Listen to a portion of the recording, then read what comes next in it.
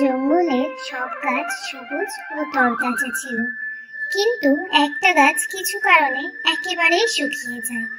পাখি তার দেখাশোনার পরিবর্তে তার ডালপালা ভেঙে নিয়ে যায়।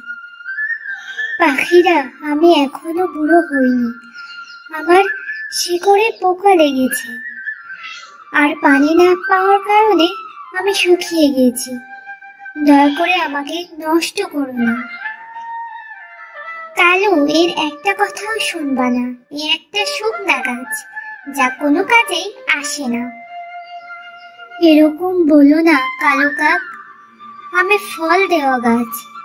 আমার চিকিৎসা করালে আমি আবার ফল দেওয়া শুরু করব। তুমি শুধু বাঁচার জন্য মিথ্যা কথা বলছো, কারণ তোমার অবস্থা দেখে তো মনে হচ্ছে না তুমি কখনো ফল দিতে পারবে। এসব বলে কালু আর গড়ি তার ডালপালা ভেঙে নিয়ে যায়। আর গাছ বেচারা উদাস হয়ে যায়। আর তখন অন্য একটি গাছ বলে, দুঃখ করো না বন্ধু, এরকম তো আমাদের সবার সাথেই হয়। যতদিন আমরা ফল দিতে পারি ততদিন আমাদের দেখাশোনা করে। যখনই আমরা শুকিয়ে যাই তখন কোনো কাজেই লাগে না। কিন্তু বন্ধু, আমি এখনো বুড়ো হইনি, শুধু আমার শিকড়ে পোকা লেগেছে। দুই গাছ এসব বলে একে অপরের মন ভালো করে।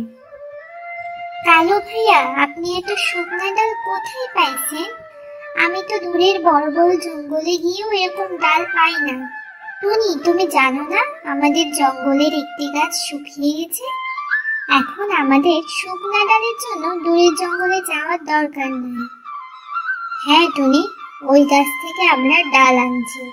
তুমিও জলদি ডাল কেটে আনো, তা না হলে সব ডাল শেষ হয়ে যাবে। কি বললে গরিব? আপনিও শুকনা গাছের ডাল ভাঙছেন? হ্যাঁ টুনি, তাতে গাছের কি বা হবে? কালু ভাইয়া, ওটা একটা ফল দেওয়া গাছ, ও শিকড়ে পোকা লেগেছে। আপনারা এভাবে ডালপালা ভেঙে নষ্ট করেন না। দেখো টুনি, তোমার যদি ডাল নিতে মনে না চায় তাহলে নিও না, কিন্তু আমাদের নিতে মানা করো না। আমরা তো সারা রাত ওই গাছের ডালে জ্বালাবো। এভাবেই জঙ্গলের সব পাখি ওই গাছের ডাল ভেঙে নিয়ে যেতে থাকে। পরের দিন টুনি সেই গাছের কাছে যায়। টুনি, এখন তো আমি পুরোদমে নষ্ট হয়ে যাচ্ছি। আমার কথা কেউ শোনে না, সব পাখিরা শুধু আমার ডাল ভেঙে নিচ্ছে। হ্যাঁ গাছ ভাইয়া, আমিও সবাইকে বোঝানোর অনেক চেষ্টা করেছি, কিন্তু আমার কথা কেউ শোনে না। যদি এক দুইবার বৃষ্টি হয় তাহলে আগের মতো সবুজ ও তরতাজা হয়ে যাব, তখন কেউ আর আমার ডাল ভাঙবে না। তা তো ঠিক আছে গাছ ভাইয়া, কিন্তু এখন তো বৃষ্টির মৌসুম না। টুনি বোন, তুমি আমার একটা উপকার করতে পারবে? হ্যাঁ গাছ ভাইয়া, যদি আমার দ্বারা হয় তাহলে নিশ্চয় করব। বলো তোমার কি কাজ? তুমি বুড়ো নিম গাছের কাছে গিয়ে আমার অবস্থা বললে ও কোনো না কোনো উপায় বলবে। ঠিক আছে ভাইয়া, আমি এখনই বুড়ো নিম গাছের কাছে যাচ্ছি, আর আপনার জন্য কিছু না কিছু চিকিৎসার ব্যবস্থা করব। এসব বলে টুনি সেখান থেকে চলে যায়। আর রাস্তায় এক কবুতরের সাথে দেখা হয়। টুনি, আমি তোমাকে সেই কখন থেকে খুঁজতেছি, আমি কোথাও কোনো খাবার পাচ্ছি না। যদি তুমি অন্য জঙ্গলে যাও তাহলে আমি তোমার সাথে যাব। কিন্তু কবুতর ভাইয়া, আমি তো অন্য জঙ্গলে বুড়ো নিম গাছের কাছে যাচ্ছি। টুনি, তুমি বুড়ো নিম গাছের কাছে কেন যাচ্ছ? সবকিছু ঠিকঠাক আছে তো? তারপর টুনি কবুতরকে গাছের সব কথা বলে, আর সেখান থেকে উড়ে নিম গাছের কাছে চলে যায়। আরে বেটা, তোমরা তো অন্য জঙ্গল থেকে এসেছো, বলো তোমাদের কি সমস্যা?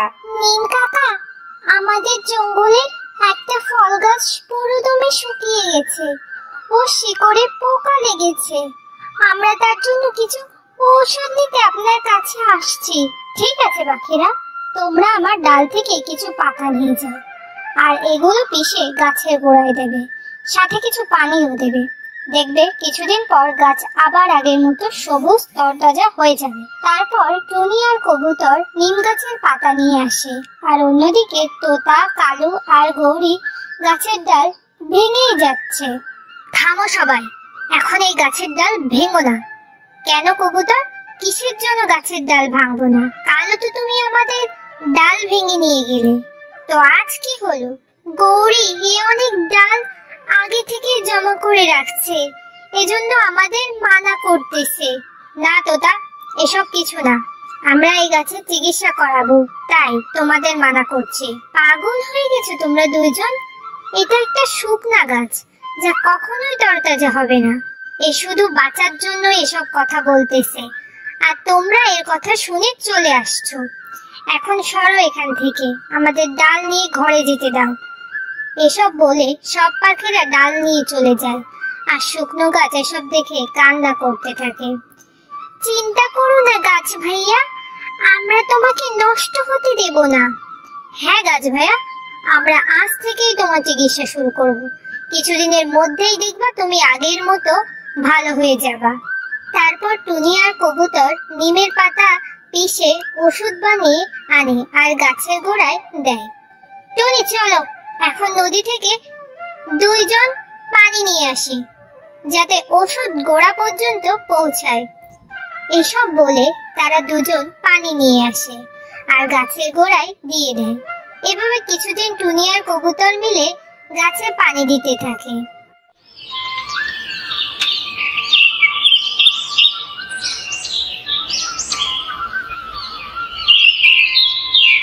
আরে বাহ, আমার ডাল তো ছোট ছোট পাতা গজিয়েছে, এখন আমি আগের মতো হয়ে যাব। গাছ ভাইয়া, এখন তোমার ডালও শক্ত হয়ে গেছে, এখন কেউ আর ডাল ভাঙতেও পারবে না, এখন আর চিন্তা করো না। এসব কথা বলে টুনি আর কবুতর নিজেদের ঘরে চলে যায়। কিছুদিন এভাবেই কেটে যায়।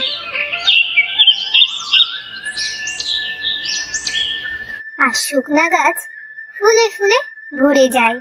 আরে দোস্ত, তুমি তো পুরো দমে সুস্থ হয়ে গেছো আর ফলদার হয়ে গেছো। হ্যাঁ দোস্ত, আমারও অনেক আনন্দ হচ্ছে, আর এসব ওই টুনি আর কবুতরের কারণে। দুই গাছ মিলে এসব কথা বলা বলি করতেছিল। এমন সময় টুনি আর কবুতর তাদের কাছে আসে। আরে গাছ ভাইয়া, এখন দেখছি তোমার ডালে তো অনেক ফল ধরেছে। হ্যাঁ টুনি, আর আমি তোমাদের দুইজনের জন্যই ফলে ফুলে ভরে গেছি। এখন তোমরা সারা জীবন আমার ফল খাবে আর তোমাদের বাচ্চাদের জন্য নিয়ে যাবে।